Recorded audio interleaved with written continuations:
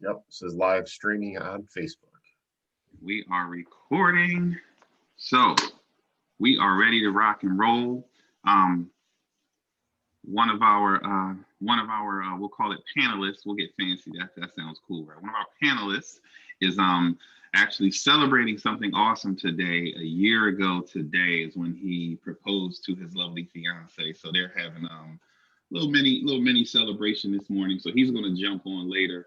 He is an awesome professional though, so he'll jump in and then he'll kind of slide across the stage, do a split little spin move, James Brownish, and then he'll come right on in and he doesn't need much warm up. So we will go ahead and get started, rocking and rolling. Is it streaming right now? We want to work through the tech. Can you guys see it on Facebook streaming? Let me jump to the bounce back ability page. Okay. Oh, there it is. Bounce back ability live now. Let's see. Yeah, we're good. So we are streaming on the bounce back ability page. That's what I'm showing. Yeah. Okay. Awesome. Yeah. Just wanted to make sure because I can't see it on this end. So trusting you guys that we are good. I want to be able to. I just shared it. In case of questions and comments. So bear with us a moment. We need that good, that first 3 minutes to get the tech together. So thank you. And I'll stay on mute until you, obviously, until we open it up. So there's no. Okay. There it is. Jackpot. Okay. Boom. So let me like it. Now let me share it through the Reese McNeil if I can. Boom, boom. All right, so, okay, you guys shared it. I just got the alert. All right, so we are good. There is a little delay. I can monitor too for questions or anything in the chat. Perfect. Okay, good. So I won't babysit. Okay, so we're going to go ahead and dive in. So this morning, we decided to come together at the beginning of the year. This is our monthly session that the four of us have been doing. And this month we wanted to talk about goals. And obviously, beginning of the year, it's something that's fresh in the mind of most. New Year's resolutions and, new year, new me, and 2020 kicked our butts in such a way that we're like, 2021 has to be great. I want to step my game up in these areas. These are some things I want to see. I want to see happen in my life and all that wonderful stuff. And one of the things that came up for us, why we called this session Step by Ferocious Step, is that we wanted to highlight the fact that there's no such thing as a small step on the way to accomplishing your goals and making your dreams a reality. Every step along the way is a huge step. And that quote actually, Jeff Bezos said it. He talked about how important every piece and every step is. And that's what he said, step by ferocious step is how we built Amazon. Every step matters. And we put our all into every step of the way. And now Amazon is Amazon, right? What we know it as. So we wanted to lean into that. We wanted to just talk about just our different ideas about goal setting and some of the things that are important, some of the things that add to us when accomplishing our goals, some of the things that may take from us when we're in pursuit of our goals. And we all just want to give. We are open to questions, even if you want to jump on the Zoom and share a question or share a comment or share an insight. We want this to be an open forum. So thank you for those that are joining. And if you're watching this later, we are all available for questions, for comments, for any feedback. So James is going to start us off, and we're just going to dive in and play a little ping pong. We're just going to knock it back and forth to each other. Go for it, kind sir. Reese, Tom, everybody out there in social media land, thank you for joining us today. Thank you for having us. I basically want to talk about, as Reese said, goal setting. And, so often this time of year, these New Year's resolutions, New Year, New Me, is at the forefront of people's minds.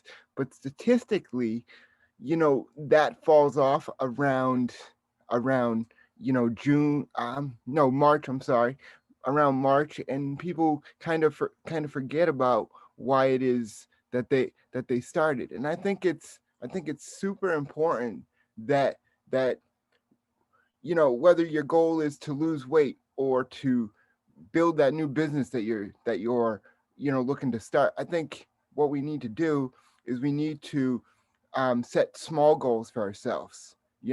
I'm not gonna lose 25 pounds in a week.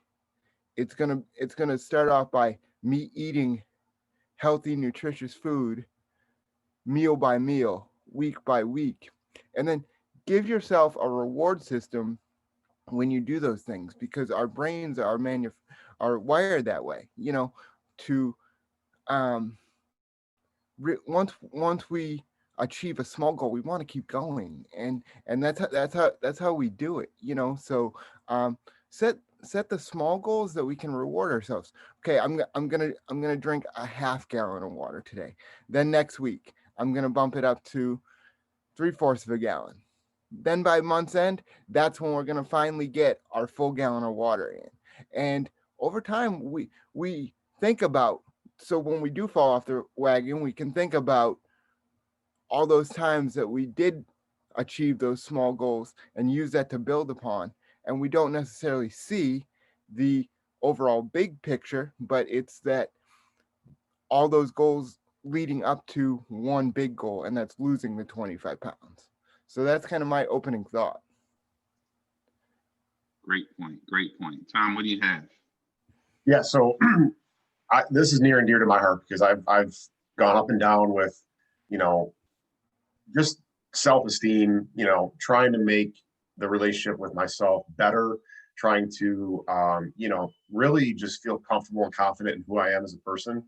And that does have to do with, physical health and looking at yourself in the mirror and saying, okay, I'm confident. I love myself. It sounds funny, but, it's on the minds of a lot of people. I think even now in amidst the pandemic for coming up on a year now, we've had a lot of chance to redirect, kind of slow down, right? And whether you believe in God or whether you believe in whatever, it's given us an opportunity to slow down and evaluate our life and where we're at and, where we're at in our journey and what do we really want out of life, and whether that be financial health, relationships, things like that. So it's given us a chance to really think about where we're at. And for me, I feel like I've been really fortunate through the pandemic because in the last couple of months, I've really turned up my effort towards building, a better self-esteem. And that's what I want to touch on is really trying to find a way to hold yourself accountable. Sometimes when you're not able to hold yourself accountable, you have to engage and try to seek out people that might be able to be, willing to hold yourself accountable until you kind of catch up, right? And that's what I have done because I felt like I wasn't holding myself accountable to goals. So when going back to what James said is setting that little goal. So let's just talk about 4 areas: finances, health, relationships, and let's just say career. So that might be 4 things that you want to improve in your life, right? Pick out one thing. And I'm not saying this as an expert, right? I'm just trying to bounce ideas off and try to figure out what we can do to kind of develop those areas of our life. And for me, the health part was drinking that gallon of water, right? So we all know that hydration is probably the fundamental, core thing that we do need as a human to survive, right? So drinking that 1 gallon of water, I've been doing that very consistently. I've missed a few days here and there, but for the last month and a half, I've been super consistent with that. Career, right? I knew that I wanted to increase my earnings, whether that be a new job or maybe a promotion at work. So what I did was I engaged with somebody that could sit down, help me write out that resume to get myself ready for that next opportunity. So I chose one thing, and that was make the phone call to the person that can help me write the resume. And then when we look at health and maybe trying to get yourself better, I knew that I had to develop a healthier self-esteem and try to be more confident with who I am. And I was like, one day we were talking on our monthly call, and I was talking the way I was using, sentences and how I was talking. It was kind of revealing that I needed to level up my self-esteem, right? So Reese jumped on, was like, I got you. Like, we're talking this week. And we talked, it was like 2 months ago. And that really unlocked a ton of things for me. I actually changed jobs amidst a pandemic, and I never thought I would have if I didn't have the confidence to what we had talked about is whatever happens, we're good, and I think when you set those goals to make yourself resilient, you can literally face anything that happens in life and figure out a way to get through it, right? Anything that comes your way, whether I took this new job and it didn't work out in 6 months, I was going to be able to handle that, and that's what gave me the confidence to move forward. So that's kind of where I, wanted to start the conversation. And I wanted to read that quote too, because I just think it's so powerful that, every little thing that you do to try to get yourself going in the right direction is important. So I like the quote, if you add a little to a little and do it again, soon that shall be much. So I'll end it on that and, roll it back over to you, Reese. I love that. The things that both of you shared were very, very, very insightful. Couple things that stood out, right? Accountability jumped out, right? Something you said, Tom, that was awesome. You said having others to help you remain accountable, having other people to keep you accountable until you catch up. I like that. I was like, wow, that was a good one, until you catch up, because that's where we are sometimes. And you talked about that, having that relationship with ourselves. And sometimes we're not quite there where we see the value in us just yet. And so we don't have the strength, the courage, the wherewithal to go deep on the investment in ourselves, because we don't see ourselves as worthy of that investment. But then when you surround yourself with some people who are going to push you, right, with some teammates, it's like, I'll show up because I don't want to let the team down. But then of course you benefit. I don't have it in me today, and if it was just me, I wouldn't show up. But since I have these people clapping for me, cheering for me, supporting me, encouraging me, pushing me, pulling me, then let me get my butt up and show up. And that matters, right? And then eventually, to use your words, and I'm going to borrow that, I catch up. And then once I catch up, and that's kind of where you are now, you're catching up. And now you're grabbing things and you're seeing things from a totally different perspective because you're catching up. So that's awesome. So that accountability is amazing. And James touched on this, and you did as well. Another thing that stood out is preparation, right? You talked about, doing some things to make ready for elevation on the job. And then in your case, you jumped out, like you said, mid-pandemic. You started a new career, a whole new career. You didn't even touch this. You were being modest. You started on a whole new path mid-pandemic, started in a position, and then leveled up and went into another position, right? So hooray for you that's a big deal, right? Hooray for you. Whereas a lot of us were kind of hiding in the corner and just, praying for this thing to pass. You actually put yourself out there and you skilled up, and you took your life to a whole nother level in that area. So I think that's incredible, like really incredible. So accountability, preparation, like making ready for use, right? You couldn't just sit on your hands and then this new career, new job was just going to magically just fall in your lap. You're wonderful, but not that wonderful, right? You had to do some things. You had to take some action. You had to make some things happen. And I applaud you for that. So preparation and accountability are huge. James, what you got? I see it. It's like it's about to leap through the screen. What you got? Yeah, you know what? I want to feed off of what Tom said there a little bit too. He talked about how he jumped from job to job, but first he needed to build that resume, build his self-confidence. And how he did that was he reached out to different people that could make that happen. And I think that's so important. Oftentimes we're like, okay, I need to fix this resume because I want to get here, but I can't do it myself. So what do? But we sit on our hands. If we're not willing to invest in ourselves, then who's going to be willing to invest in us?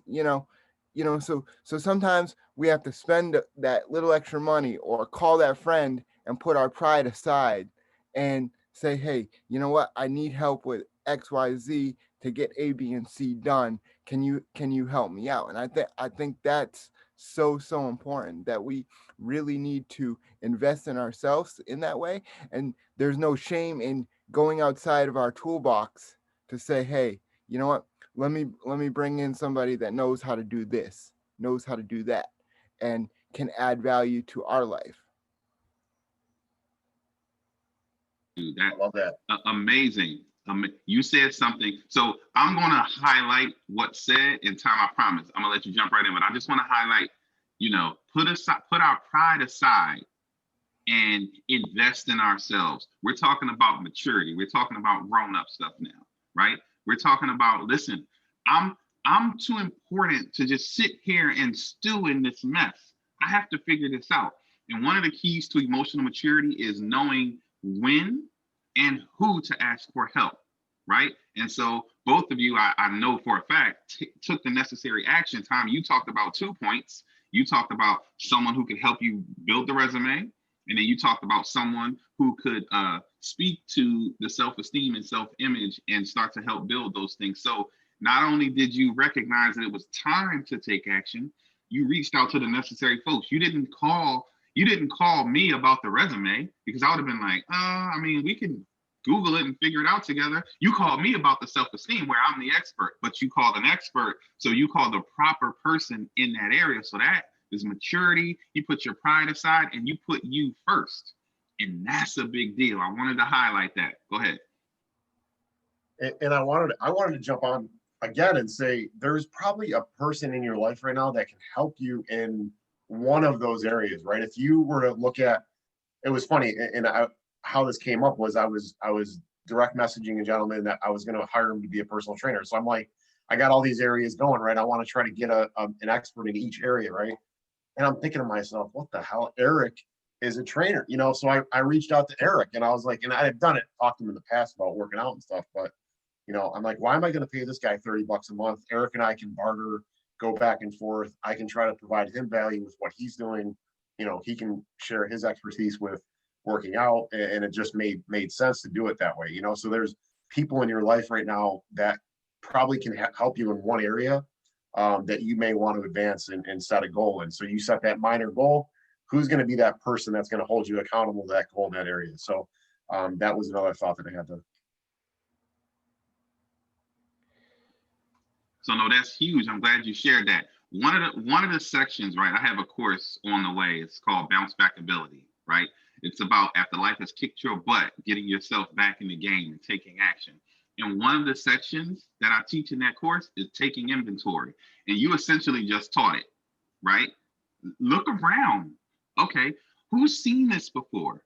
Who's experienced this? Who's an expert at this? Or here's something, who's a chapter or two ahead of me in this area that I have within our reach that I can lean into, right? And so, like you said, you were about to hire someone, and it's like, wait a minute, I have a trainer right next to me. What am I doing? But that's emotional maturity. That's growth. That's taking responsibility. And then again, that's taking inventory. So oftentimes we told ourselves a story that we don't have the support, we don't have the finances, we don't have the.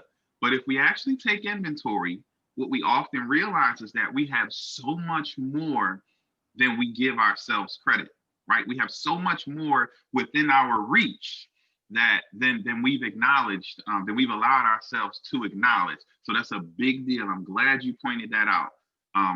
James, did you have something? I did. So I'm going to stick with the New Year's resolution just as an example, because that's what we're speaking upon really. But, so many times people, once they fall off the wagon, they get down and they get depressed, or, sometimes when things don't work out how they necessarily see planned, they tend to beat themselves up. Oh, well, I'm not worthy of this because back in the past, this is what I did.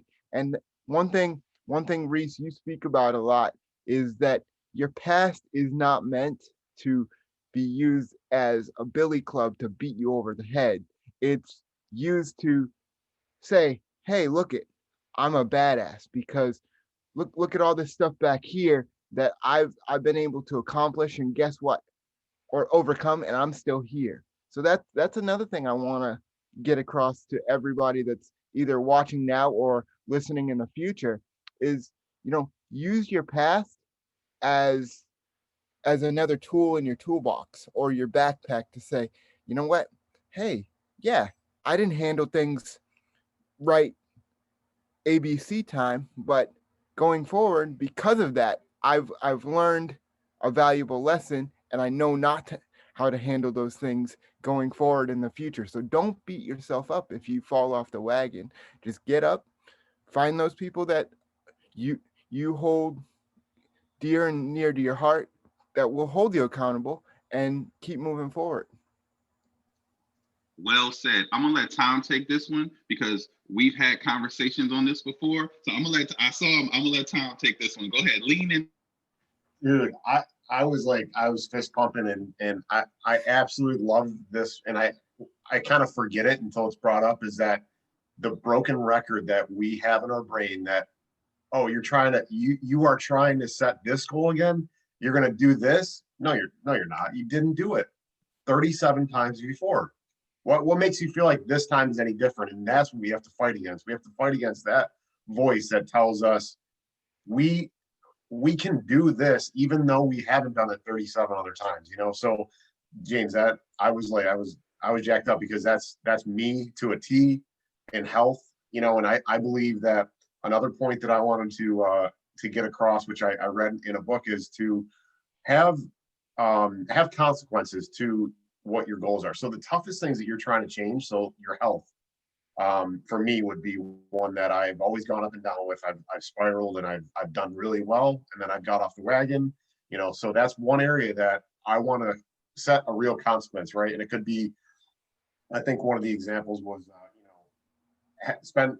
set up something with your friend that you're going to pay them a lot of money if you don't do X goal, right? So I set up with my friend, okay, $500 if I don't hit my workouts this week, you know, and that's a lot of money for me right now to have to fork over. And he knows I'm real. Like, I'll send him the money if I don't work out, but you're darn sure I worked out this week, you know. So trying to find those real consequences that hold you accountable, to find what clicks in your head to say, I'm not going to miss this workout. And whatever that has to be, that's just one example from my end. But that's what I also want to touch on, is maybe setting up, if you don't do this, you'll have to do that, you know. And another one was like, eat broccoli all day, you know, because you didn't do something, you know, something dumb like that. But it really does work if it hits the right part of you that you don't want to do.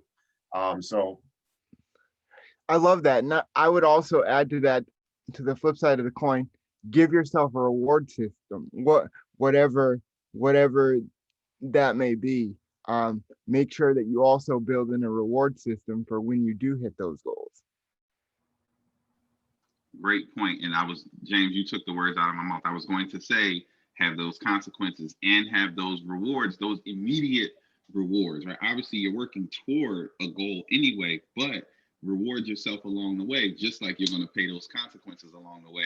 And hey, Tom, you could have called me. You could have offered me the 500 for missing your workout. I'm just saying, you know, I would have been open. You know, as much as I want to see you be great, I would have held you accountable in that aspect. So another thing that Tom highlighted that I want to talk about, right? Do not negotiate with yourself. Tom talked about how that voice is going to remind you of the last 37 times when you didn't show up, when you said you were gonna and then you didn't, right? That voice that's going to haunt you, right? That I'm not, so I call them the destroyers of men, right? I'm not worthy and I'm not capable. And they're these voices that play in all of our heads, and they remind us of our shortcomings, remind us of our failures, and cause us to question ourselves, whether we're capable of accomplishing said goal or whether we're worthy of the spoils that come along with accomplishing those goals. So one of the things I'm really into is just take action. Because if you sit down at the bargaining table with you lose, right? Because there's so much evidence against you. When you sit down at the table and you start reminding yourself of those last 37 times you started and stopped and didn't see, that can be overwhelming. That can be a lot, and that can be draining. So massive action, right? When that voice comes, you know what, you're right, but not this time, and just keep going. We have to be stubborn and unreasonable, I like to say, right? We have to become stubborn and unreasonable about accomplishing our goals, about becoming a higher expression of ourselves, right? We have to fight for those goals. The same way we fight for some of the BS in our lives, we're gonna keep it real. Let's keep it real this morning. We fight for some of the BS that's in our lives. Like, we fight to hold on to those bad habits. We fight to hold on to some of those things that we should have let go a long time ago. So my challenge, our challenge, the challenge is let's fight for our growth. Let's fight for our progress. Let's fight for becoming a higher expression of ourselves. Let's fight for our dreams and goals. Let's fight for becoming better, right? Let's fight for that instead of fighting to hold on to those poor habits that got us to this goofy point in the first place, right? So I love it, love it, love it. Don't be negotiating with yourself. There he is. Look. Jake, he slid in, came in, did the spin move, did his split. Now he's ready to rock and roll. Listen, congratulations, on what you're celebrating today, preparing to marry your lovely lady. We're excited, man. Let's go. We've been in it. It's hot and heavy in here, brother. Let's go. It's perfect timing. It's a great day to celebrate that I'm gonna marry her. At the same time, it's a day where my brother was born. Everyone knows what happens on here with him. So it's, we talk about focus, right? Like, what are you going to focus on today, right? We talk about focus. I'm coming in hot and heavy here. I could focus on my brother's not here. I'm so sad. No, man, I'm focusing on, I'm about to marry this girl. I'm focusing on in 6 months, she's going to be Mrs. Daddario. So, right, I have two things I can focus on. He's sad, he's not here, it's his birthday, oh my God. Or I can focus on this beautiful girl that I love so much that I can't wait to marry, right? Which one are you gonna focus on? Even focusing on the situation with my brother. Okay, he's not here. All right, so I could cry about it, I could be sad, but I'm focusing and I'm happy to celebrate his 31st birthday today, right? So, yeah, I mean, my favorite quote, where what is it? Where your focus goes, your energy flows, right? Like Reese, we talked about this the other day. We talked about this yesterday. Is that when you're in a situation, there are so many different angles, lenses you can look at something with, which creates what you'll say, what you'll think, how you'll react, like the emotions that you feel, the feelings you have. So as we talked about, we wanted to do and talk about this today, I did a lot of thinking. I did a little bit of research, and focus, you guys probably already touched upon this, but focus changes somebody's life. It legitimately changes your life. It can bring you, I believe, out of a horrible place in your life where you could just feel like you're doomed and nothing's going on, to shit, man. If you focus on what I've been going through, it's made me strong as shit. And now that I know that I've got through, that I'm getting through this, I can get through anything. Like, what can I do? So there's focus one, but focus two can be poor me. I'm the only one going through this. Nobody knows what I'm going through. My life's going to be so hard. So it's just, I believe what we focus on determines our life. I love that point. I love that. Go ahead. Because it trickles down. It's like, I focus on this. I make certain decisions. As I said, think a certain way, do certain things. So it shifts so much, right? James, what were you going to say? I love that, Eric.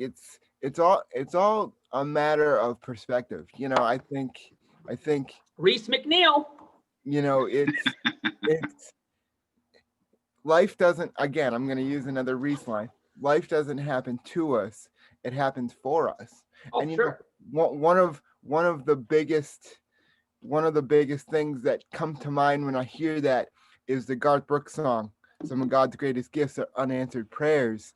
And when I think about that, it's so true, because you know what? So oftentimes we long for whatever set outcome. Oh, I want to marry this girl, whether it be our high school sweetheart, or I want this job or whatever, and it doesn't happen. And for the moment we're crushed and we're like, oh my gosh, but then 3-4 years down the road, we finally see, oh, that's why said situation didn't work out, and we're oftentimes in a much better place, and we've learned a valuable lesson along the way that has made us a better person to put out there to the world. Yeah, So for two sure. things real quick I want to bring back in, right? So Eric came in hot and I love it. Thank you. So he leaned real heavily into focus. Now, obviously, if we're talking about goal setting, we're talking about the building blocks, we're talking about not quitting on ourselves, we're talking about locking in. So when those tests, trials, and challenges show up, where we apply, what we choose to focus on, as the quote that he gave, where your focus goes, your energy flows. What we choose to focus on is going to borrow from my buddy Sean, is going to bend our reality into what we decide it's going to be. And the way we decide is through what we choose to focus on. He gave some real life to this moment examples that he's using right now. Then James just doubled down and talked about some things. So that's vitally important. So when the test, trial, and challenge shows up, know that you have options. When I talk to a lot of people, they don't realize that there's another way I can look at this. They think that this shows up, oh, it's, this thing happened, so this must mean, and we tell ourselves this goofy story. Well, what else could it mean? It could also mean something else, right? It could also mean that this situation, to your point, James, showed up for me. So if it showed up for me, what did it show up to teach me? What tools do I have to help me through this? And another point you made, James, you talked about how something happens and then somewhere a future date comes and we see, oh, this is why this happened, right? One of the things that I do, one of the things that I'm really good at is helping you to shrink that time frame. Right? Soon as the thing happens, the question becomes, to use that example, okay, boom, this happens, relationship break. Okay, is this the beginning of a thing? Is this the end of a thing or the beginning of a thing? Because just choosing which way I'm going to focus, if I'm focused that this is the end of a thing, all the doom and gloom, all the negative energy that comes with ending, that's where my energy is going to flow to. But if I say this is the beginning of a thing, this is an opportunity for ... it opens up my world. And now I get to create the reality of my choosing, because this thing here, the end of this serves as the beginning of all of this. Again, it's all about perspective. It's all about focus. And it's all about understanding that our goals, our dreams, our targets, they don't change, right? They don't change. The path may change. Who's on the train with us may change, but we sometimes we feel like because the train derailed over here that, oh man, maybe that wasn't the proper goal. Maybe that's not for me because the train derailed. No, maybe there's some life lessons over here. There's some people you need to drop off and some other people you need to pick up so you can get back on track and go to the thing that you're in pursuit. And I think to make it even a little bit more relatable, we can look at the pandemic. Yes, it's terrible what has happened. People have passed away, people have lost their jobs, and there's been so much pain and so much hurt. But like Tom said a little bit ago, it's also caused us to slow down, take inventory, to get closer to God, or to get closer to our family. And let's think of all the good that's come out of it. We've gotten time to spend time with our family, to work on that new career, a passion project that we may not have been able to work on because we were working 40, 50 hours. Now we have that time to really sit down, reflect, and really focus on something that has meant something to us, but we, quote unquote, haven't had the time to pursue. Now we do. So that's another point. Let me talk about, when I think about focus, let me talk about 3 words that really come to my mind. Number 1, we're going to talk about attention. Okay. So when something happens in our life, when we have a goal, where is our attention, right? Is our attention really where it's supposed to be in that goal, that thing that's happened? All right. And then that brings me to my second word, which would be, so if our attention's somewhere, then we're attracted somewhere in that goal, right? Where is our attraction in that attention? And then the last thing would be to the center of it all, right? So I believe that, Reese, you talked about feelings and emotions when something may happen. Well, I feel like when something happens, we don't get to the center of that thing that we're supposed to find out, where our attention is determines how we react to it. So right away, we're kind of on the outside. Our attention isn't on the center, what is really trying to happen, the message that's trying to get to us. we're on the outside, and we got to fight our way over time into the center of what that message is really giving us, right? Like when it happens right away. So I'll give you a perfect example. Again, I'm going to go back to my brother. Yes, when everything happened, I would just be straight up vulnerable up front. I was so sad. I was so upset. I cried my eyes out 3 or 4, 5 months every single night. I was so sad. So right now I'm on the outside. I'm on the outside. I'm not really looking at the center of what the message is really giving me.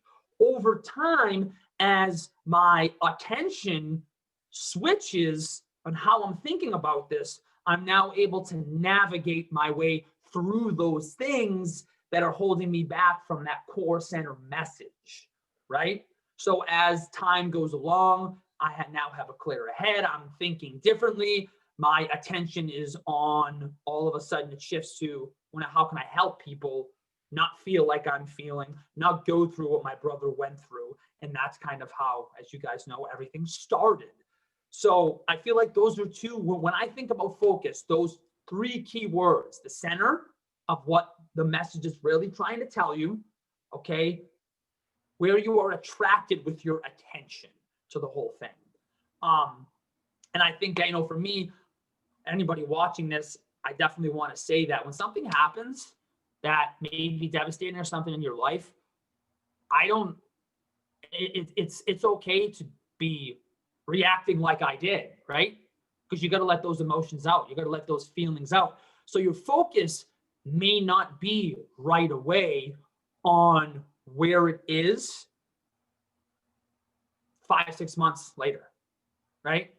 It may take some time, and that's fine because you got to deal with it like that. So those are kind of, right? As you were talking, James, I just thought to myself, I'm really hearing attention, attraction, in the center of it all. So, yeah. Nice. Tom, what you got? So yeah, that was pretty remarkable because I never thought of all the things that we analyze, and because I'm very analytical, so I bring so I try to get to the center as soon as I can, but it's shortening that time span of getting to the center of that message and what it's here to teach us, right? And a lot of times it's not what we think. Like Reese and I, we talked about a couple weeks ago. I think, a couple weeks ago now, something came up in the course of my week that I never thought would be a challenge that I had to overcome, right? So these challenges show up in the weirdest ways when you don't expect them. You could be going along making all this progress on your goals, and then this really goofy thing comes up in your life that forces you to almost like test you, right? To figure out how far are you along in your journey, and then it forced me to be like, all right, I need to bring this up to who, Reese, I need to bring it up to you. And ultimately we figured out, yes, you need to go through and do X, because that is part of your growth. Those things come up to kind of force you. And they could be really odd and strange. And why is this testing me? And what is this here to teach me? But that is precisely part of your growth in that moment, Another thing I want to talk about was we set these goals, right? I'm big on like storylines. So beginning, middle, and end, right? We set this goal, right? We're in the middle of it. We're figuring it out. We're working through that goal. Now we're towards the end of that goal where maybe we achieved it, right? Or we're in a higher state of who we are.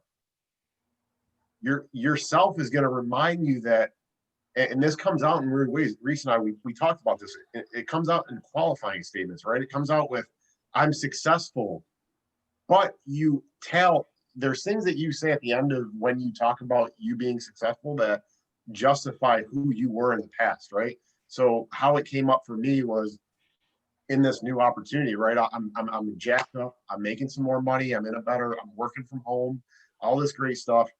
And then I add on like a qualifying statement at the end of me and the end of what I'm talking about that says, but if it doesn't work out, I'm good. I'll figure it out. Or like you kind of justify where you're at in your successes. So when you're going through and you're setting a goal and you're accomplishing the goal and you're there, you have seen the goal through, let yourself like feel it and be it and leave it at that. Like don't qualify where you're at. You deserve to be in that spot. So I'll leave it there. You deserve. Go ahead, James. Look like you got something. there's two things I want to feed off of Tom's point. You know, he talked about, first of all, challenges that come up that we don't expect. And one thing I really like what he said was, you know, it comes up to test us where we're at. Think about when we were kids and when we were in school.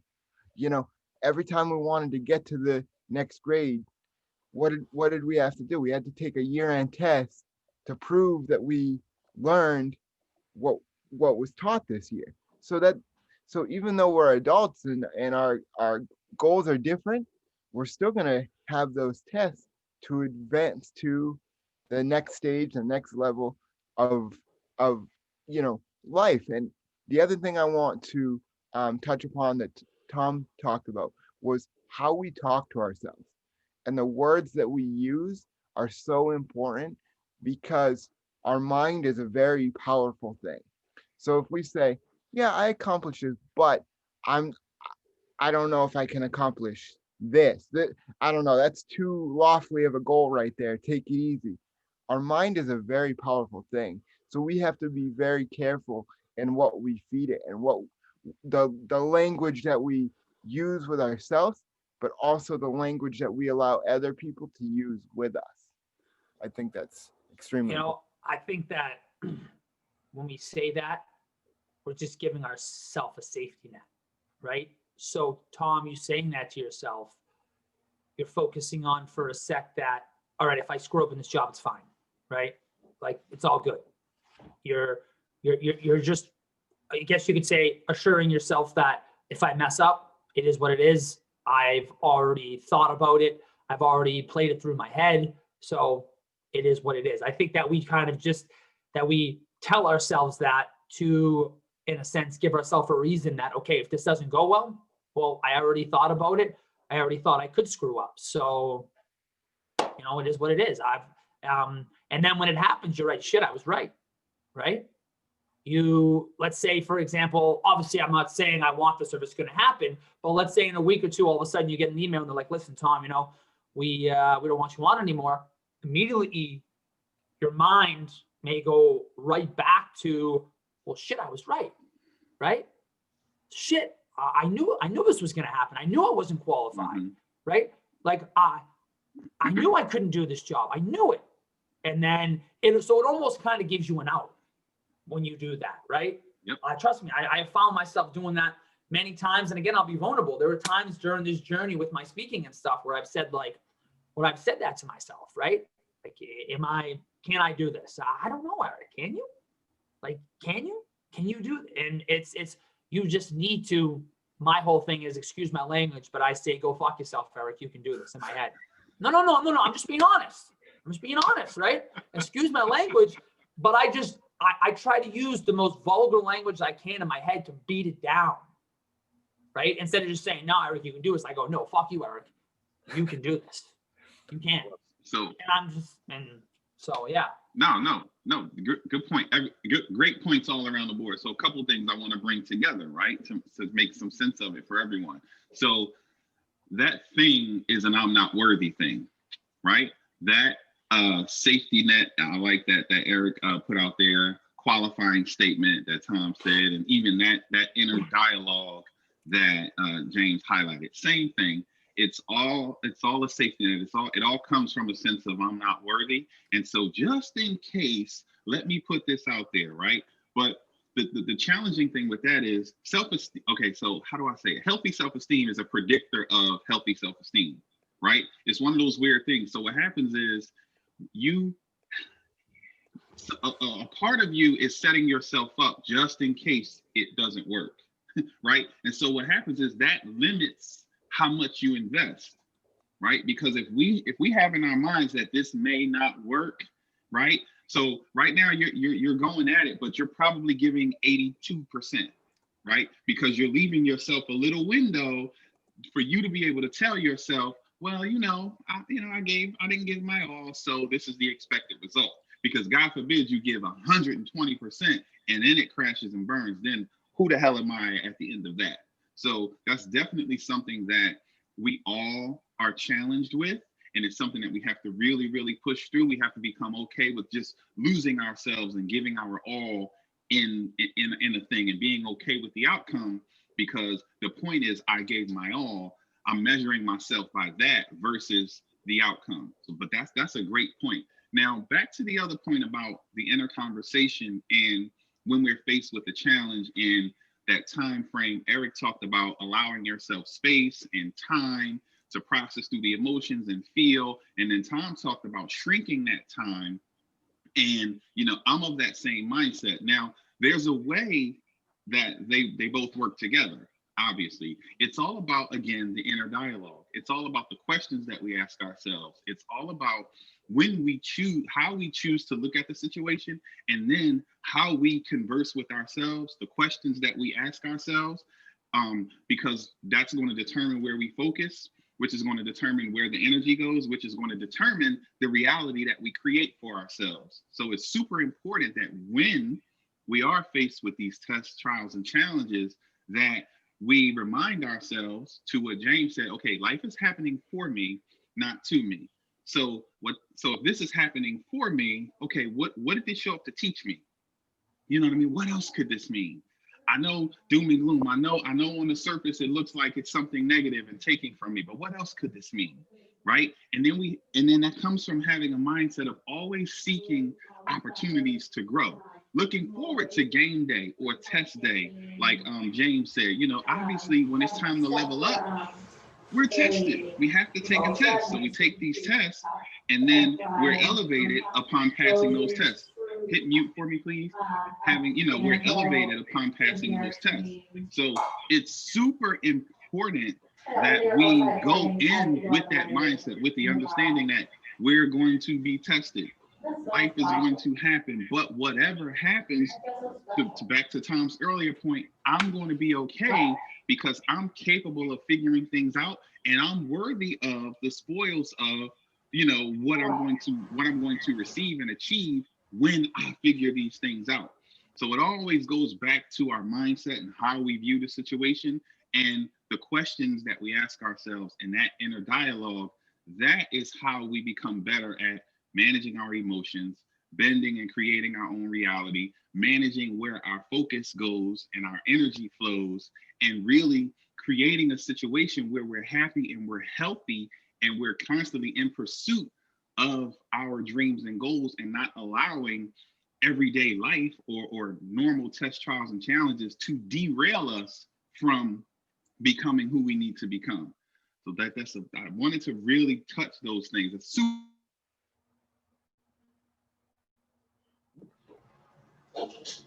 Reese, I love what you said there. Sorry, I think the audio got cut out a little bit. But you talked about the emotions a little bit and allowing yourself to feel those emotions, but kind of pick up and move on, for lack of a better word.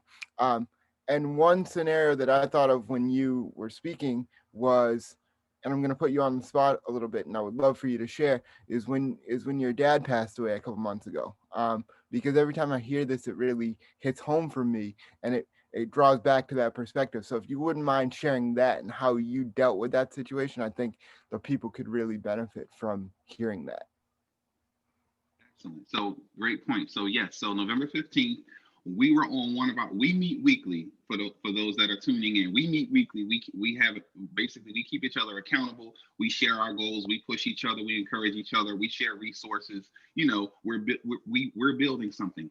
While we're on our call, my phone rings. The call is to tell me that your dad passed away this morning. So of course, I excuse myself from the call to start dealing with that, right? My first thought was his girlfriend, who was with him at the time, who found him in the morning, right? My first thought went to her, not me, right? So I always go to a place of empathy. I always zoom out, right? I always back up and I look at the big picture. Okay, what's going on here? Where's the immediate need? The immediate need is her. She walked in the room and he was cold. He didn't wake up. So my little feelings can wait for a second, right? Let's make sure she's okay, because she was the boots on the ground the past several months, taking care of him, making sure she was okay. So she woke up to an immediate punch in the face, okay? So I pushed back, and this is high level thinking, because here's the core principle in this. I am 100% responsible for my perspective. Meaning, as the stimulus comes in, I'm responsible for what I'm going to do with it. And when I accept that responsibility, I have to manage everything as it comes in. And so while I'm doing that, so I push back, I zoom out, I want to talk to her. How are you doing? Are you okay? Oh, and I talk her, I talk her down. I pray with her. I make sure that she's okay. And then I step back, and then again, I'm like, okay, now what? I have siblings who don't process like I do. I have to contact them. You know what I mean? I have, like, this is on me. Okay, so let me figure this out. So all the while, I'm thinking about everyone else, right? So I'm processing through that. Then I take a second and I'm like, okay, now mind you, this isn't me masking it, me hiding it, me not dealing with the fact that my dad has passed. It's, I have a responsibility. I have a role in this whole process, right? I'm the emotionally strong one. I'm the one that can handle it. My shoulders are built for this. So if I fold, what's going to happen to my little brother, my sisters, his girlfriend who's falling apart? What's going to happen to everyone else? So I have to stand up for everyone else. I'm the first line of defense. So in owning that responsibility, I check in, I make sure everyone's okay. I put people on places, boom, boom, I make some calls, and then I sit down and I exhale and I begin to rejoice. See, I have a choice. I sit down, and actually I was outside walking around. That's my thing when I'm talking on the phone. I begin to rejoice, and I'm rejoicing because my dad went through a really, really rough spell. He was not himself for about 6 months, and he fought back. And I started to think about my last maybe 10 conversations with him on FaceTime, smiling the whole time. Everyone knows I have a big goofy smile. He's matching it. We're talking, we're laughing. The energy is amazing. Each call ended with, I miss you, I love you, I appreciate you. Boom. And we hung up. So anything before that, it was like the whiteboard. Like I could just wipe that off. It was gone. What I had was those last several experiences, those last interactions with him, and they were all amazingly positive. And I chose to lean heavily into those, right? And not allow the fact that, God called him home to take from me. First of all, I understand that we all have a time frame here, right? we're passing through. We all have a time frame. And I understood the big picture. He was not himself. He was really, physically, he was really struggling. Mentally, there were some things that he was fighting. That's what he was. He was a fighter. But he fought the good fight. We repaired some things, and he transitioned. And now it was time to continue on. And it was time for me to step up to make sure everyone was okay. And every time something would try to take from me, because what happens is you get on the phone with a person, they have a breakdown, you start talking because they don't process the same way you do, and that's okay. I'm empathetic to that, but then I allow them to have their moment, and I don't try to make them think like me. I understand, because I do understand. I understand where you are. I love you. I'm with you. Whatever support you need from me, you got it, and some, blah, blah, blah. And I don't try to force feed them, focus on the positive. No, you have your moment, right? But know that I'm here. Know that he would want you to be, he would want the best version of you to show up. I plant a little seed like that, but not too much, because everyone needs to do their thing. So, but again, and then when you hang up from that call, your emotions I've taken on that. But then because I'm responsible for that, I know it. I live on high alert. So I pay attention to that. Oh, wait a minute. So I need to shed this. I need to put this down, and I reflect to our phone call. I have some screenshots from our FaceTimes. I pull those up. My dad's smile is this big on there. That and sadness cannot coexist in the same space. So I use my tools, like I always talk about, to reflect on the positive. I took responsibility for my thoughts and feelings and emotions in the situation. And so when the negative or goofy emotions try to show up, I made a responsible decision to focus on what was going to add value to my life and to the lives of those that I'm connected to. So there's a lot of moving parts in there, but you wanted me to kind of talk through what my mental process was. But see, I'm big on managing my emotions anyway. So, and this is one thing that I want people to think about. Don't wait until there's a fire, right? Don't wait until life kicks you in the behind. Don't wait and be proactive. Take care of yourself. Do the thing. Develop the skills necessary to function, to manage emotions, to deal with things so that when, not if, when you're tested, you're ready. It's like you're going to wait till the morning of the test to start to look at the material. No, look at the material, study the material, and apply it to your daily life. So I apply managing emotions to my daily life. So that day, yes, it was different, it was heavier, but this is what I do anyway. It's like it's like we were talking about developing habits. We're talking about accomplishing goals. My goal is to be emotionally mature and to always manage my emotions and not allow them to dictate to me who I am. And so because I live there every day, when the tragedy occurred, right? Was it really a tragedy? See, I question everything. What? So in fact, how about we celebrate? How about I celebrate a life well lived? How about I celebrate the lessons that he taught me directly and indirectly? How about and I chose to think about all of those things. To Eric's point, I focused on those things. So my energy went into those positive things. So I'm feeling good. I'm on a high because I'm thinking about all of this great stuff. I'm not focusing on, all of the negative things that come along with that. And those things are real. So I don't take away from anyone else, but I choose not to live there because I understand my purpose, my responsibility, my role in the world is different. And so I have to operate on a different wavelength, on a different frequency. So I know I said a lot. What questions, what comments, throw it back, because I just move differently, but I move differently every day. So that when I get that call, like Goggins talks about, I'm callousing myself. So when I get that call, I'm good. That's exactly what I'm doing. My approach and delivery is a little different, but that's essentially what I'm doing. I'm working on my skills every day so that when life happens, I'm not falling apart.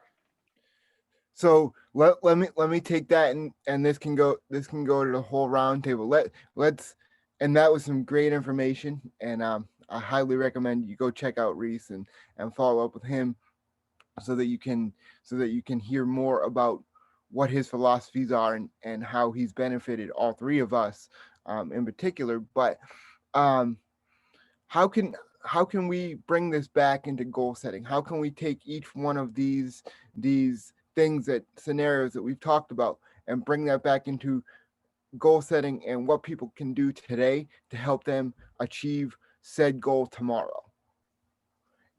Go ahead. We'll pass it around to you guys, and I'll come. So a couple of things. I don't think I can answer your question. I feel like I just wanted to add a couple of things that that I noticed from Reese's little, which was super. I was really thinking a lot about repetition, right? So we like sports analogies, right? So I was thinking about, like, I spent so many hours, honing my craft in a sport, right? Why don't I spend, I'm doing it now, but I'm just kind of thinking back, why don't we spend so much time repeating and trying to gain the repetition to, develop that emotional maturity and really treat that like our sport, and I think Eric talked about this. We all have huge goals of, like, of what we're doing, right? And I've seen the screenshots of messages from people that have sent something to Eric or Reese or whatever that says, what you have done or your video has saved my life, so what we're doing is extremely important, right? So when I think about an athlete and they repeat something to get great at it, it's because at some moment in time in the future is going to be game 7, the game-winning shot, the biggest moment of your life, and if you haven't put those repetitions in, how do you expect to be, exactly. I can see Reese shaking his head, but, like, on the same token, I realize that I have so many more repetitions to put in when I get to something that shows up like that. The person that I'm trying to either influence or help or might not be at that same level of repetition. So how do we, well, I liked how you said, I don't put it all on them because I know they don't speak or they don't think like me, or they're not at level 7 and they might be at level 3 or whatever, how do we, stay emotionally resilient, but also influence them and help them to get through that moment in time. So it's a real deep dynamic of how do you put in your repetitions, but when you get to that moment and that other person or the other people that you're trying to help through are not there, how do you try to, hold that back when you've done so much work to try to make yourself better, and you feel like you have to hold back and not speak up and say what may be what you truly feel, So so repetition was a big thing that I took from that. When that moment came up, you didn't have to think about it. You were who you are and who even though it was a little bit heavier, a little bit bigger, that was a big takeaway for me. Yeah. So I'm glad you said that. So again, repetition, games, like you said, game 7, end of the game, a pull up from the elbow. That's the same elbow I shoot 1,000 shots a day, right? It's the same. So it's muscle memory at this point. So for me, it was muscle memory. So that's a great point. And you made the other point about what do you do? It's empathy, empathy, empathy. I'm not so arrogant that I look down on you for thinking or feeling differently in this situation. I understand who I am. I know the reps I put in. And so I'm empathetic to where you are in the moment, and I dare not, look at you funny or try to force feed something on you, especially in such a moment, right? Especially in that moment. So to your point about how do you not like lean in heavy into what you're thinking, it's empathy. Who do I need to be in this moment? All three of us talk. I'm a different person on each of those conversations because I need to be different, right? Who do I need to be when I'm speaking with James? Who do I need to be when I'm speaking with Eric? That's a totally different version of me. Who do I need to be when I'm speaking with Tom? That's a different version of me. But I have to acknowledge that at the door. Who do I need to be when I walk in this room? What version of Reese is required here? And then I put that hat on and then I show up. So it's empathy and it's acknowledging that. Who do I need to be in this moment? Because does she need me to talk down on her or does she need me to just love on her? And that's my responsibility. Go ahead, Eric. Well, so one of the big things that just stuck out to me was that awareness, right? And so we all know what you've been through, and we all know, I mean, shit, you're coaching all three of us. And so you have so much knowledge, you have so I put you in the category of Tony Robbins, and I'll challenge anybody to say no. Okay. No, I'm serious, man. And so I'll challenge anybody that says no, you DM me and we'll go at it, because I put you in the category of Tony Robbins. So I think that it's important that people understand where you're at, right? With that perspective, so that, because you're aware of who you are, you've been through some stuff, man. And so it took you a long time to get there. So it's important that people understand this is Reese's life's work. He studies this, he reads about it, he entrenches his life into it, and it's what he does. So, I think it's important that people get that you can get to where you are, where he is right now. But see, for me, for what I do, I think that it's important that people feel their emotions. So for you, you're able to be like, all right, no, you're able to be like, and it's not going to negatively affect you when something like what happened to your father happens. You can healthily cope and not go down that road and not feel those feelings. But I think it's super important that people don't numb, people don't dull, people don't mask it. And you talked about, this is where it hit me here. You said mask, right? You don't have to mask those pains. You have gone through that negative, gone down that negative road. And so it's happened to you. And again, that's important. People realize that he's gone through this stuff. He has felt those emotions, that pain. He's gone through it, and he is where he is now because he's gone through it so much and he's felt the pain. And so it's important that people realize you can get where he is, but it takes a long time. It doesn't just happen right away. I mean, because some people may be thinking like, wow, like you were thinking like that. You weren't putting yourself like first. You weren't thinking. And again, just like how I was thinking, what is it, 5 years ago, 4 years ago? Oh my God, I'm so sad. I'm never going to see him again. Oh my God, bawling my eyes out. You had been through stuff like that. So I think it's super important to realize that. I think right now in a lot of people's lives, they're not at where you're at, right? So if that negative emotion of being so upset, of being just So they want to cry, do it, right?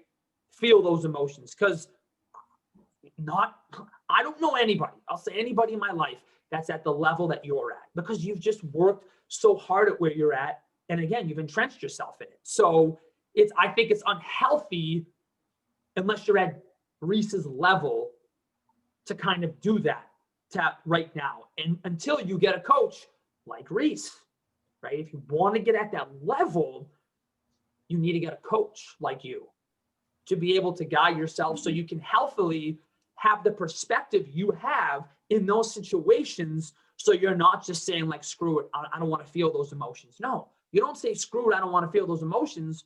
You're able to do it in a healthy way. And those emotions just don't come to you because you have it at a different perspective. So I just kind of wanted to put that in, because when you said numb, dull, I'm thinking to myself, well, a lot of people, everybody in my life, I think that if they weren't to feel the emotions they had, because they don't look at situations you do, would be numbing, would be dulling, and it wouldn't end good for them. I love that you said that. And I was going to double back to highlight the fact that James asked me to describe my process. Yeah, no, for sure.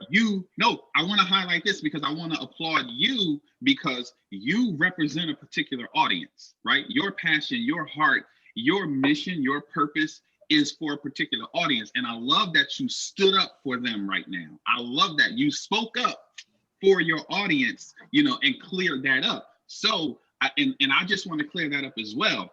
This was not me pontificating. The question was, what did you do when that happened? And so I explained what I did. This wasn't me trying to be cool or anything like that, or tell you what you need to do. Notice I said empathy, empathy, empathy. Notice I said I didn't force myself, my way of thinking on my siblings or my family. I said, this is how I process, and this is the perspective that I took, and this is how I process through things. But thank you for being there and standing up for, the people that you stand up for, and speaking up and being an example and a representative of what you preach, practicing what you preach. I applaud you. Thank you. I'm glad you highlighted that. I made a note to come back and highlight. I literally made a note to come back so that I can really put a bow on that. So thank you. Well, but I just want to reiterate that, guys, he's been through it, right? He has numbed, he has dulled, he has masked in whatever way he has those emotions, and he's learned from them. So don't think that he hasn't gone through it. Don't think I haven't gone through it. We all go through it. We've all done it. And some people just continue to do it. Reese has just become so self-aware of himself that it's just incredible. It's just amazing. Every time you talk to this man, it's just like, my head just explodes. You ever see the emoji with the pig and his head's like, his brain's up here out of his skull? That's how it is when you talk to him. But that's because he's been through it. He's put so much time and effort. His life is committed to this. And so there are not a whole lot of ton of people out there that can have that awareness and perspective. So I just wanted to reiterate that. Absolutely. And the great thing is, though, like Eric is sharing, life has kicked I'm going to use some of Eric's language. Life has kicked my ass in such a way that it's forced me to develop these particular skills. And they are skills, which means they can be developed. And so, if this is a thing for you, definitely reach out. Don't take this information and sit on it, right? Don't take this information and not take action. If you want to learn how to become more emotionally mature and manage your emotions in a better way and attack your goals in a different way and stop allowing things in your life to take from you, then by all means, I'm definitely your person. James, we can't see you, and Tom, we want to hear from you. Yeah, I was trying to think of how to answer James's question and bring it back to something accountable, something actionable that we all can just, step away from the call with. And I was trying to relate it back to what, it's always easy to just talk about what you're going through and how you can reflect on, what you've been through. And when I look at the areas in my life that I just want to say leveled up, right? It's because I've reached out to a person to help me. So maybe that's one action step that we can take away from the call is if you have a goal for yourself, you want to take that one step forward. I think we should look around maybe the people that are near us right now. Eric, you were the one that got me on the workout plan. Okay, I want to try to get that going. Reese, you're somebody that's helped me with how do I look at this crappy boss, or, just things that have came up, right, that have taken from me in the past. And how do I change that? I'm not perfect by any means. I'm still probably a pretty ugly block of, granite. I'm getting sculpted and trying to get myself better. But I think people that are listening to the call, who's one person in your life that you can take action, pick up the phone, text, say, hey, I want to try to advance this area of my life, and just do that one thing, whatever that looks like for you. And I think that would be one action step. Try to get somebody in your corner that will hold yourself accountable to whatever area of that, whatever area of life that you're trying to set that goal for. I love that, Tom. And for me, the one takeaway and the thing I would like to share is, oftentimes we get so caught up in the comparison game. Again, I'm going to use fitness as my example because that's, what I relate to, and that's kind of my thing. Oftentimes when we go into a gym, we're thinking to ourselves, oh man, like these people are jacked out of their mind. They have muscles, the they just look amazing, and they've been at this for years. Here I am, I don't even know how to use this piece of equipment. Go up and ask, what, because oftentimes there's people out there that want to help because they remember where they were at when they first went into a gym. And then the other thing is that oftentimes people aren't even looking at us like we believe that they are. They're just so focused on themselves, and they're not even paying attention. But it goes back to those goofy thoughts and the tricks that our mind plays on us. And don't get caught up in, like I said before, the comparison game, because I'll take it even into a business realm. Yes, we've worked hard, and it's kind of hard to see, like when we're doing things and people in our field are getting opportunities or they're getting that job promotion, and we think that we should have gotten it. We need to in fact celebrate those victories of those people, but also be grateful for the things that we have, because when we practice the gratitude, that's what really matters. And we need to know that where we're at this particular time in our journey for a reason. So you know what? Maybe it's not our time to have that blessing or that job promotion or whatever the case may be. Maybe we need to put in a few more reps, and we need to be prepared for said blessing. So again, that's another thing I just want to throw out there to just put a bow on this thing is, just do you. Put the blinders on like the horse in the Kentucky Derby. Just put the blinders on and just go and just run your own race, and you'll get to where you need to be.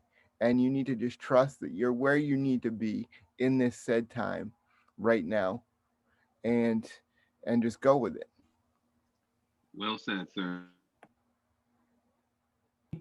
Oh, I muted myself. Let me ask you this. Reese, you kind of just touched on it. James, you said the word asking for help. Why, when we are in a situation, and this goes into focus, why when we're in a situation where we have something we want to say, when we have something that is on our mind, why do we feel paralyzed not to say it? Fear right? of judgment. What? Fear of judgment. Oh, yeah. I mean, you're right. That's, the list can go on and on. And that's the thing is we're talking about focus today. Well, if I want to say something, and I'm not even talking about, maybe it's something that someone else is going through, right? And they're just being so negative. Or maybe it is something I'm going through. Yes, fear of judgment, 100%, James.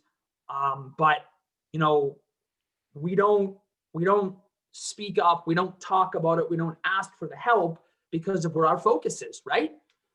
And so maybe I'd ask, I'd ask Reese to maybe go a little deeper into this, but we focus on the negative all the time. And it's just, it's very interesting to me, with the work that I do, again, asking for help when you're struggling with whatever it is you're going through, right? Or maybe it's in the setting of asking for a job promotion, it's it's one of the things that Reese, I believe, talks about is value, is worth. And do you see yourself worthy? And my answer would be, no, you don't, when you don't say anything, because of those things in your head, right? So when that person's talking about something and you kind of want to chime in, you say to yourself, I'm not going to say anything because maybe they'll be pissed off, maybe they'll be mad. It's not my place to say anything. And, maybe it isn't, but you give yourself, as Tom talked about, we'll go back to giving yourself a reason not to do something or not to fail. When he talked about his job, you're giving yourself a reason in your head. You could say a reason and excuse that I'm not going to say this because they'll get mad at me, or I'm not going to say this because they'll shame me or they'll judge me, as James said. Why don't we say to ourselves, I deserve the fucking help. I want the help, right? I need the help. I need to speak up. I deserve to be happy. I am worth the fight inside. I am worth the battle. Or it's worth telling this person this. It's worth saying that. Why do we become paralyzed and not say anything and not talk about it when we want to? I want to chime in real quick. I don't mean to interrupt you, but this is exactly what I just feel like I went through, and I it's like fresh on my brain. Yeah. I don't have an answer of why I felt paralyzed in that moment that I voiced to you guys.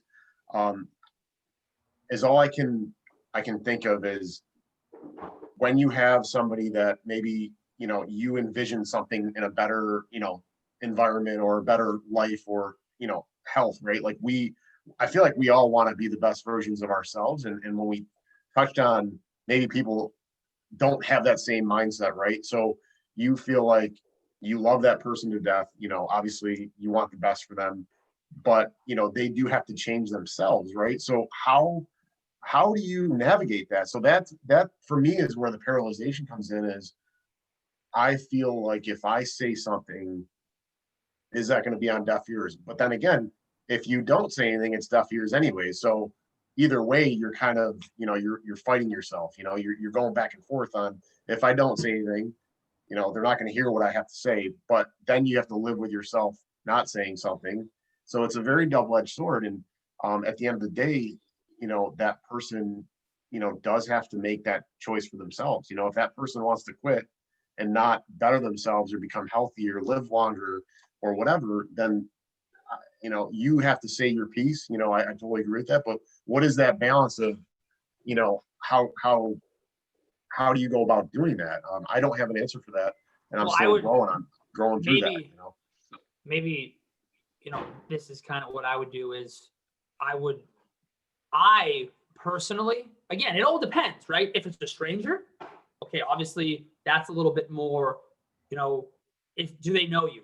Does this person know you? Do they have a relationship with you? How long have you, right? I think those can be factors, but if it's somebody that I'm close with, they know who I am, right? They know the person I am. They know that I'm coming from a good place. And this is just my belief, right? And so when I give my 2 cents, they take it or they leave it. I feel like they're not mad at me. They're not upset with me, that they know that it's coming from an empathetic place. And then I'm just trying to, you could say, help them. That would kind of just be my look at it. There are many factors. I think you have to look at the certain scenario. I think that there definitely is a certain time and place where maybe you don't say anything. But for example, let's say it was one of my uncles that I have a relationship with, that they know who I am. They've known me for a while. They know when I say something, it's coming from a good place. So how they take it, as Reese talks about, it's up to them. The perspective, the meaning they give it, that's I can't give that to them. I say it how I feel. I say it with the way that I say it, and how they take it, it's up to them. So that's kind of my take on it. Well, Let me jump in on this one.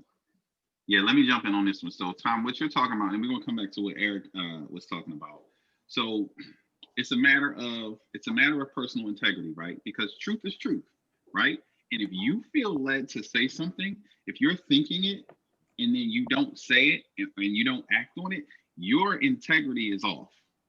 And that's a you thing, right? So then we have to insert tact, and we have to insert what I preach is outcome-based communication, right? So tact and outcome-based communication says, again, back to the point I just made, who do I need to be in this moment?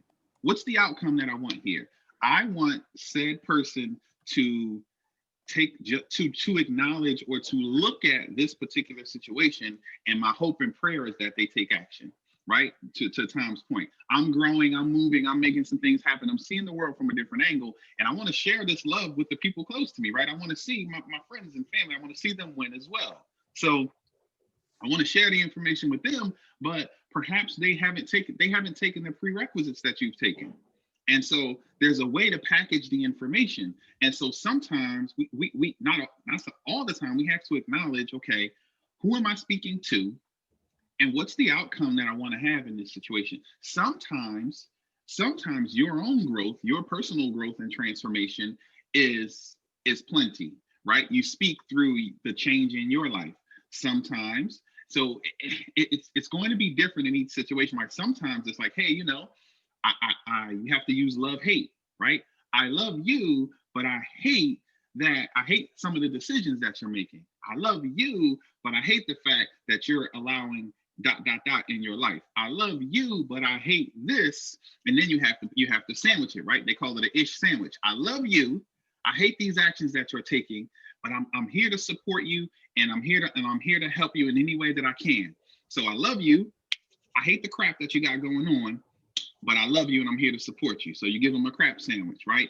But it's all about how to deliver the information and who you're talking to, right? When I speak to my children, one's 25, one's 8, the same exact message, I have to package it and deliver it differently. As a communicator, that's my responsibility. As one who's trying to get a certain outcome, that's my responsibility. So I can't speak to them in, like, Eric and I's conversation is different, again, from James and I's conversation, because the language is slightly different.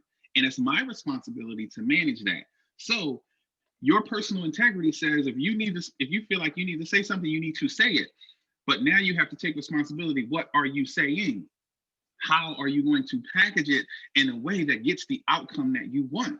Because if you start preaching at me, or if you and I have a meeting and then you hang up and call the person and drill them with the stuff I just gave you, well, they didn't take the prerequisites. You can't just teach me chemistry.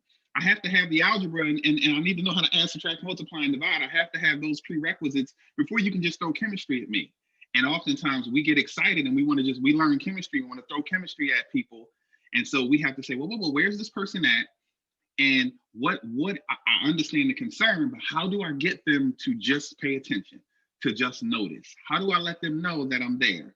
Like when we were talking about your sister, it was like, no, just let her know that you love her and you're there for her. That's all. It's not your place to go snatch her out of a certain situation or yada, yada, yada, yada, yada, right? What is your place is to love her and to let her know that you love her and that you're there for her, right? And so you build and build and build. So don't deny yourself. Don't dishonor yourself by not saying anything, because that's where the inner struggle comes in, right? So personal integrity says my thoughts, words, and actions are in alignment. So if I'm thinking I need to say something, then you need to say it. If not, you're going to be off. So that's the thing there. It's about what you say. It's about tact, and it's about outcome-based communication, because sometimes we're just talking to hear ourselves talk. And Eric made a point about I say what I say, and the people know it's coming from a place of love. And so how they take it is none of my business. Now, sometimes that's what you have to stand on.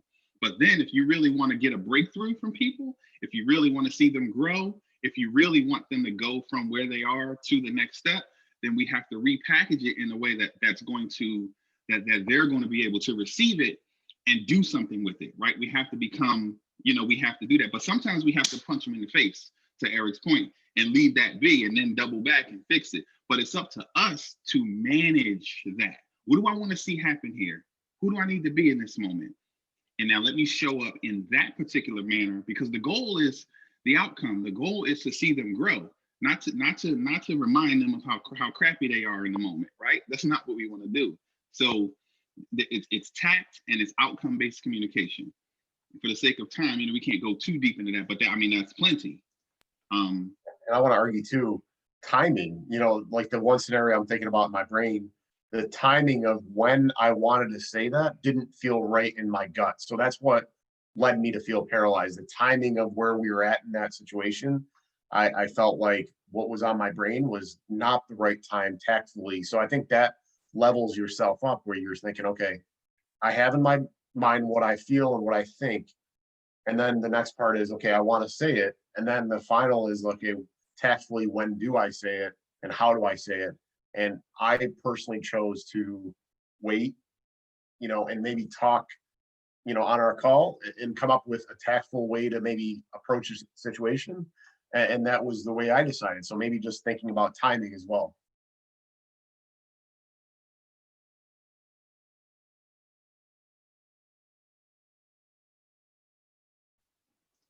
Unmute yourself, James.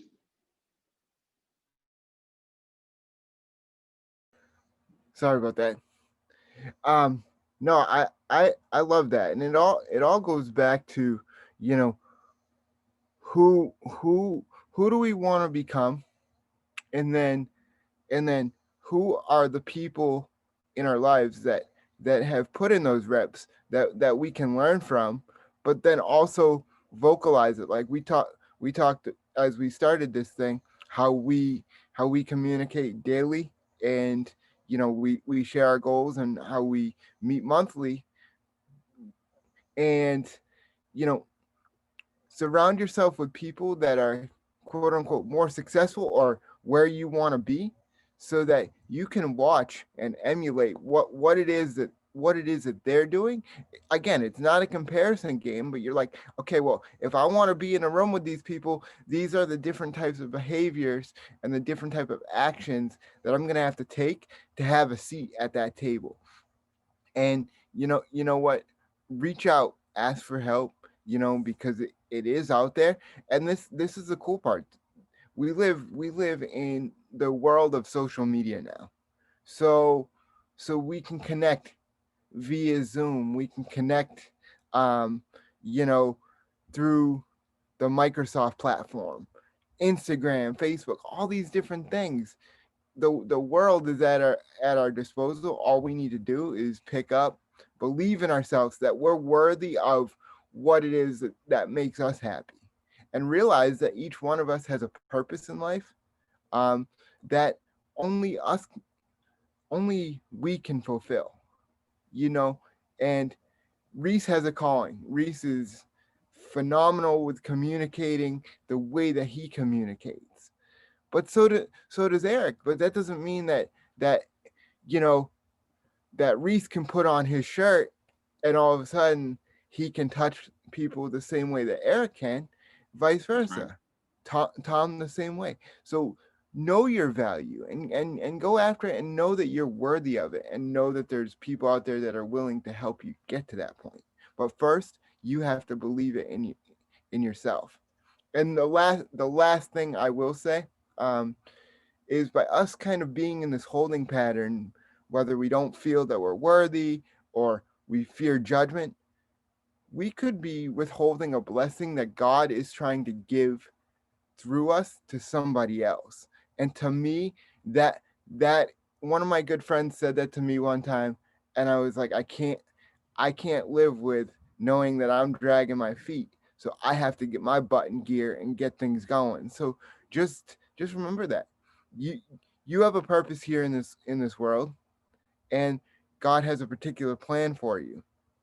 So you need to take action, believe in yourself, and see where his plan unfolds, because it could be amazing things, or it will be amazing things. It just, you need to see it clearly for yourself. Well said, young man. Tom, Eric, one of you, any closing remarks before we see if we have any questions? Yeah, I mean, that kind of goes back to what you're going to focus on.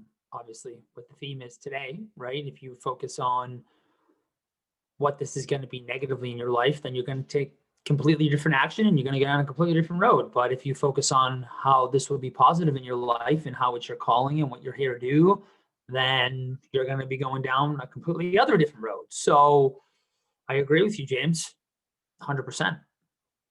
But just to really quickly again, to touch on what Reese just said, and it's almost kind of reiterating what I said when he talked about his father.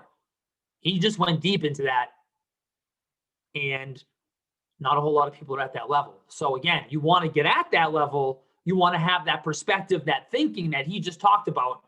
It doesn't just happen, right? It doesn't just happen. So if you're willing to, if you want to put the work in, then again, a coach, hiring someone like that, because you don't just wake up one day and have that perspective. Like, trust me, I work with him once a week on my perspective. We all work with him on our perspective and to go through these hard times, because he has just a wealth of knowledge of information. So again, it doesn't just, you don't just wake up, it doesn't just happen. Over time, with the things you go through, with the people you work with, that's how you can kind of think how he's thinking over time. So yeah. And my closing thoughts really are just pick one really tiny, what you may deem insignificant, and just do that consistently for set amount of time. For me, I'm looking at what I've done. I've shot for drinking a gallon of water as my one health goal. Stick to that one thing and try to do it consistently, because you're never going to accomplish something if you're trying to do everything at one time. So try to layer on a habit at a time, and soon you'll have a multitude of positive habits and goals that you're going for, and you don't overwhelm yourself. And I think that's probably my biggest takeaway, and what I'm trying to accomplish in my life is just layer on those positive habits and goals, whether it be your health, career, relationships, finances.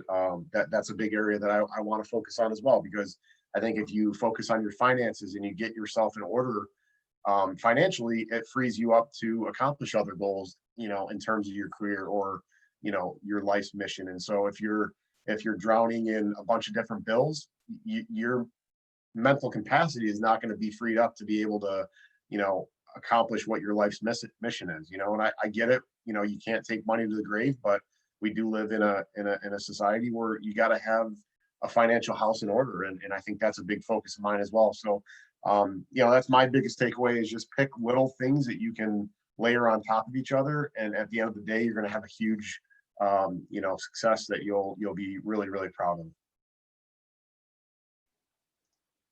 Well said, everyone. Actually, very, very well said.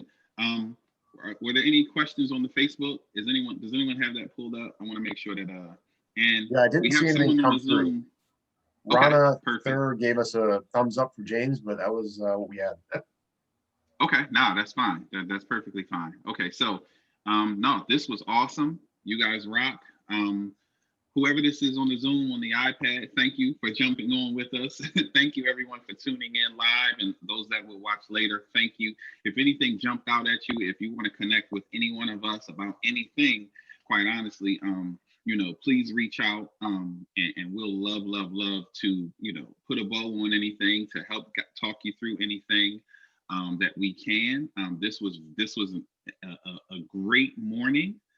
This was a great event. I love it. And listen, do you guys have anything else? If not, we can go ahead and wrap. This was awesome. This is awesome, guys. I got a tremendous amount of value.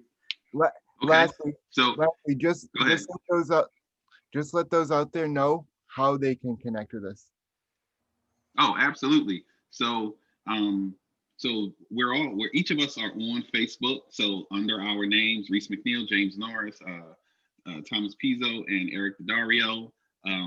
If you're on Instagram, Reese Inspires, Digital Fashion. In fact, I'll put it in the notes, because it's a lot. Who's going to keep up with it, right? So I'll put it in the notes. I'll put it in the comments. I'll put everyone's information so that you guys can contact. I'll put our social media and our website information in the comments. Great point, James. Thank you for keeping us sharp on that. So yes, I'll throw that in the comments so that everyone has access to us and who we are and what we're doing and all that wonderful stuff. So Well, this was awesome. Thank you guys so much. Thank you, good people. I'm going to go ahead and stop the Facebook. Guys, stay on for like 2 minutes. I have a funny for you guys. All right, so let's stop the live and the recording. Boom, boom, boom. iPad, thank you for joining. Not sure who iPad is, but thank you for joining. Let us know who you are.